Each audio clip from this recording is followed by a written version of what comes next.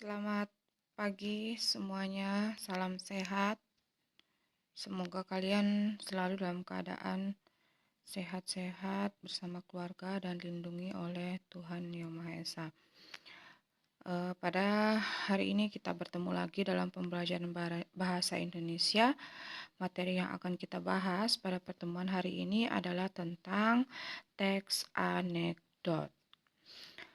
Kompetensi dasar pembelajaran kita pada pertemuan hari ini adalah yang pertama mengevaluasi teks anekdot dari aspek makna tersirat. Yang kedua, mengonstruksi makna tersirat dalam sebuah teks anekdot baik yang lisan maupun tulisan. Jadi topik inti yang harus kalian dapatkan dari pertemuan hari ini adalah bagaimana kalian bisa menemukan makna yang tersirat dalam sebuah teks anekdot.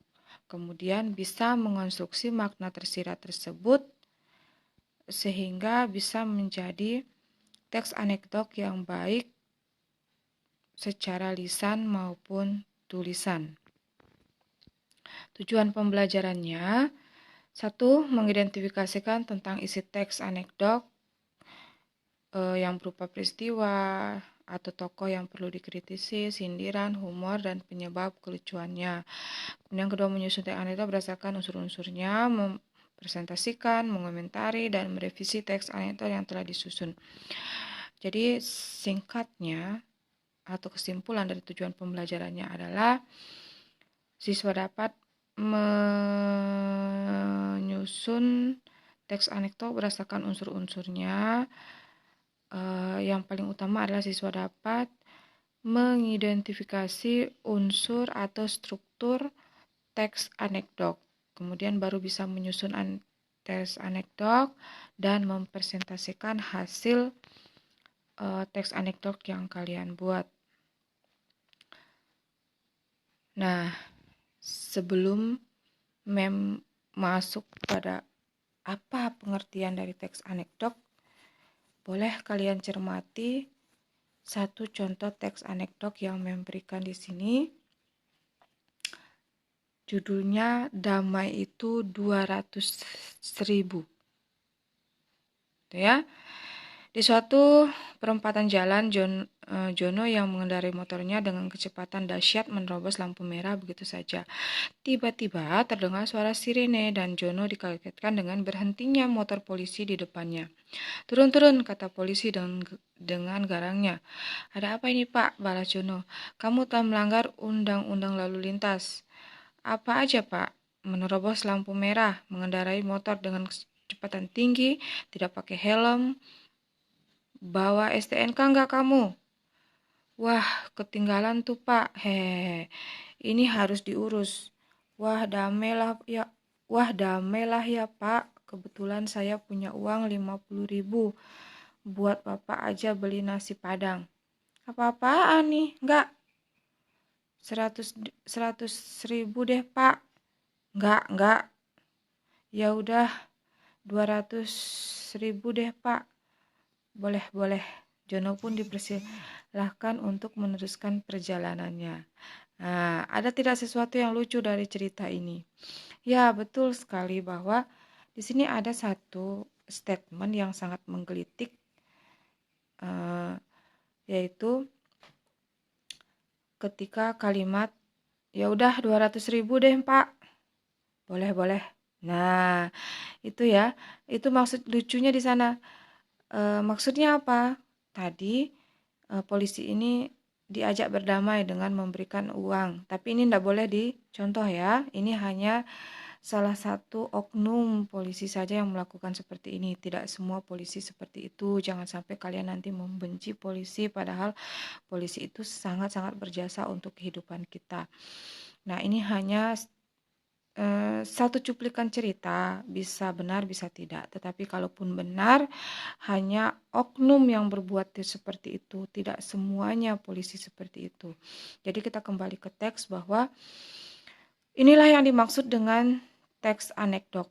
Ada satu kelucuan yang berisi sindiran dalam teks ini, yaitu pada angka 200.000 deh, Pak. Kemudian polisi itu menyahut, boleh gitu ya. Padahal tadi ketika dikasih 50.000 dan 100.000 dia tidak mau berdamai, tetapi begitu dikasih 200.000 dia mengatakan boleh. Nah, itulah kelucuan dan aspek sindiran yang terdapat di dalam teks anekdot. Jadi, apa itu teks anekdot? Teks yang berisi tentang cerita lucu yang mengandung sindiran. Nah, di bawah ini ada juga satu contoh cerita lucu yang berjudul apa ini ya?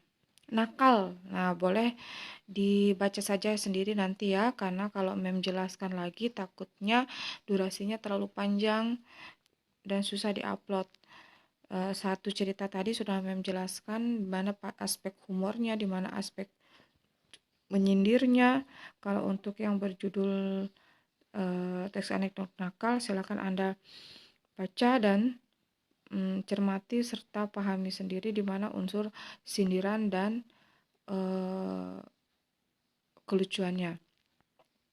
Sebagaimana yang sudah menjelaskan tadi bahwa anekdot itu adalah cerita yang lucu dan mengesankan serta singkat dan menarik, biasanya mengenai orang penting berdasarkan kejadian sebenarnya.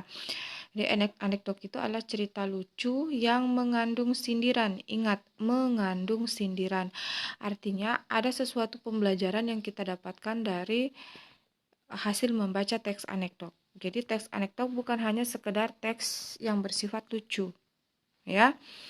Kalau teks yang bersifat lucu itu namanya komedi. Nah, kalau anekdot ini dia selain lucu, dia juga memiliki kelebihan yaitu mengandung sindiran.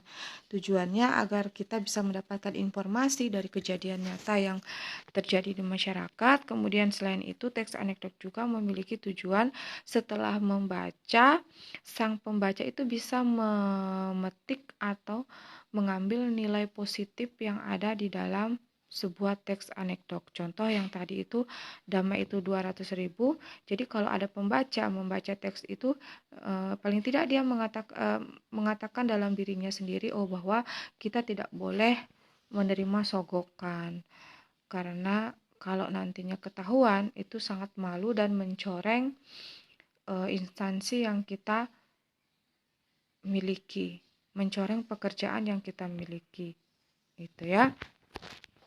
Nah, bagaimana struktur dari teks anekdot?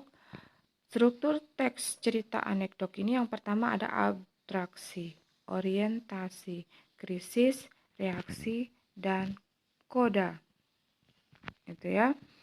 Nah, seperti apa itu definisi dari masing-masing strukturnya?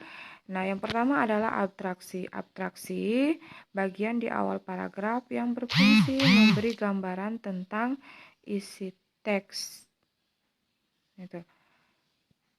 Sementara orientasi bagian yang menunjukkan awal kejadian cerita atau latar belakang bagaimana peristiwa tersebut bisa terjadi.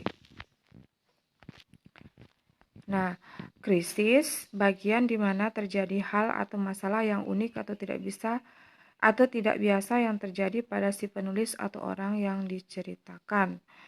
Sementara reaksi bagaimana sebuah bagian itu ditulis berisi penyelesaian masalah yang timbul dari adanya krisis. Gitu ya. Jadi krisis ini masuk ada konfliknya di situ, ada masalahnya muncul. Sementara reaksi adalah bagaimana bagian yang berisi bagaimana cara penulis menyelesaikan masalah yang ditimbulkan dari krisis tadi. Koda bagian akhir dari cerita. Kemudian di koda inilah biasanya terdapat nilai-nilai yang ingin disampaikan dari sebuah teks anekdot. Unsur-unsur teks anekdot ada judul, partisipan, humor, kritik, menarik, nyata, dan singkat. Jadi teks anekdot tidak bisa panjang. Kalau panjang orang susah menemukan mana aspek kelucuannya, mana sindirannya gitu. Jadi jatuhnya garing nanti. Orang tidak bisa menemukan mana lucu, mana sindirannya. Jadi teks anekdot itu harus bersifat singkat dan nyata. Tidak boleh dikarang-karang, gitu ya. Nah, ini ada juga satu contoh cerita teks anekdot tentang panggilan rahasia. Silakan dicermati, dibaca sendiri.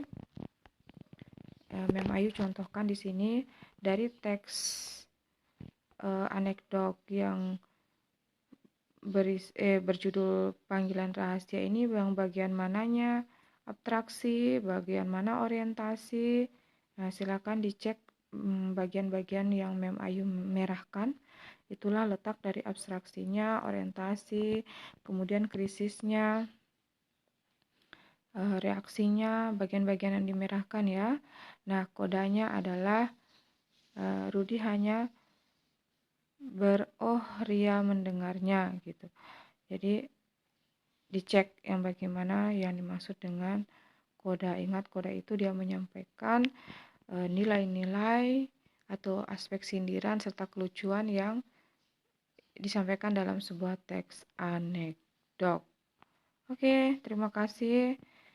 Sekian dulu penjelasan materi pada pertemuan hari ini. Selanjutnya silakan kalian mencermati, memahami. Jika ada yang tidak dipahami, silakan bertanya.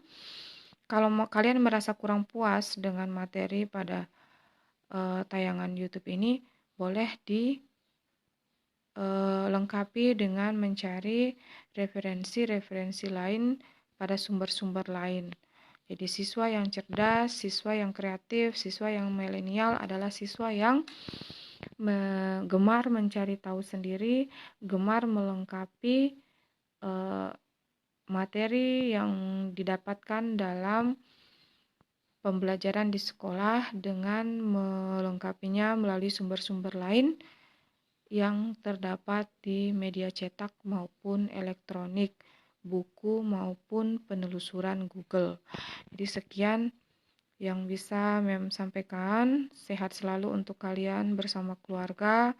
Tetap jaga protokol kesehatan agar kita secepatnya bisa bertemu dalam pembelajaran tatap muka langsung di dalam kelas. Sekian, Mem akhiri.